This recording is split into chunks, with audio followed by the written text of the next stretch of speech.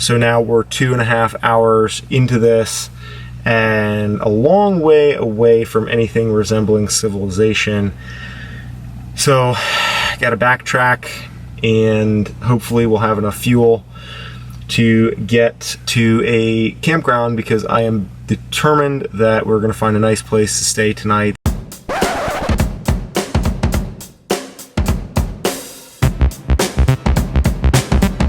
Things kind of got torn up in the trailer here, as you can see. In our last episode, I was talking about, trying to get off the road for a little bit, find a nice, chill family campground, and give Lilo a day out of the car seat where she could just play. And what happened was we decided to cut through the Gifford-Pinchot National Forest, and snowmelt creating washouts in the roads, created some really, really rough driving. And then after 2.5 hours of driving through these back roads, come to find out that the roads are closed altogether, and beyond that point we couldn't go, because I am determined that we're going to find a nice place to stay tonight that has got a little playground. Because I told Lilo this morning, I said, I'm going to the playground, and she's been repeating that constantly, like, Daddy, are we going to the playground? Are we going to the playground? And the further I've been driving up here, it's been more and more tense, realizing that we're just working ourselves into a pickle here, where we have almost no fuel left and we have to turn around and backtrack all the way out. That fell from the back cupboard up there. Fortunately, it did not explode. The other one is still up there. Solar panels by Goal Zero. Obviously, pretty tough stuff. Little Velcro spice rack, put that back up there. The first thing to come down is always the curtains, and that's how you can tell when it's like, okay, you've been hitting some bumps, is when the curtains start coming down, because these things aren't attached super tightly, they just have some little clasps here. But when the Velcro spice rack starts coming off the wall and the solar panels start coming out of the back cupboard, then you're in for something a little bit more spicy. So fortunately, this cupboard seems to be okay. Of course, that's why we have locks on the cupboards in here. Let's see, this is okay, but it was bounced out of its padding. So what I'm trying to do is put some padding in here just to kind of insulate some of the more breakable items. Fridge stayed closed thanks to that little lock.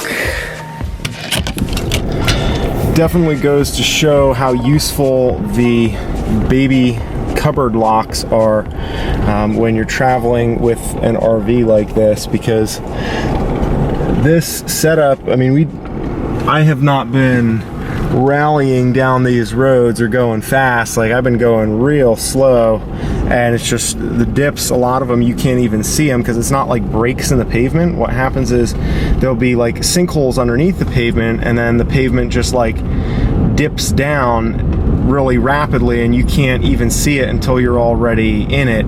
And then, oh hey, look, another scamp trailer.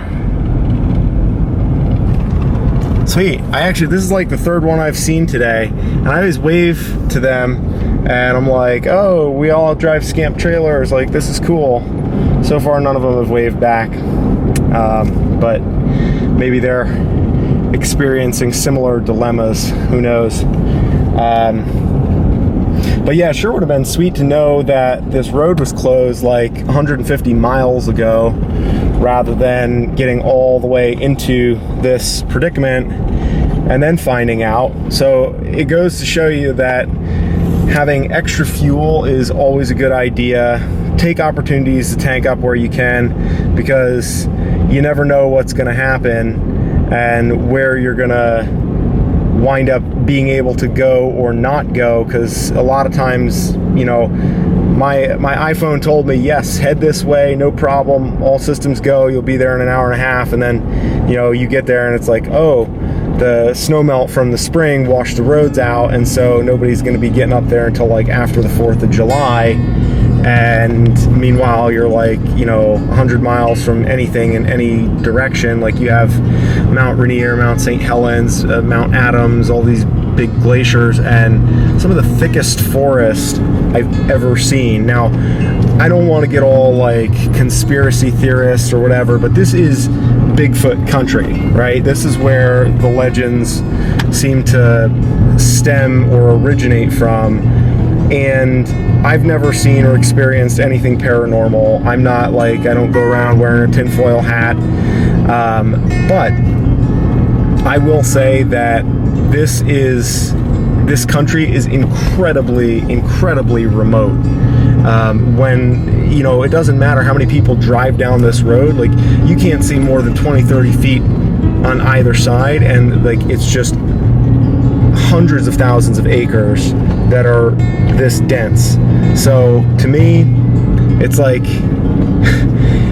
it does ring a little bit true to think about the possibility of some unforeseen creatures inhabiting these lands, because it's burly out here. It is like genuinely burly, and we're not that far from civilization, but it's just like you just kind of hit this wall where it's like everything is forests and mountains and cliffs and streams, and it's incredibly beautiful too. So I'm kind of having a little bit of a love-hate relationship with it, because I intentionally wanted to cut through this forest, and I got to take some pictures earlier, which if you check the blog out at livingvertical.org, you can see those pictures there where I do more of my writing and some of the still photography.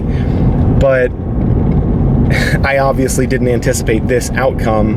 It's turned out to be kind of a hassle. So, you know, we're gonna go for it and see if we can't get Lilo to that playground tonight while she still has some time. She's napping right now, so hopefully within a fairly short time from when she wakes up, we'll be able to have her at a playground, and let's just hope she keeps sleeping for a while.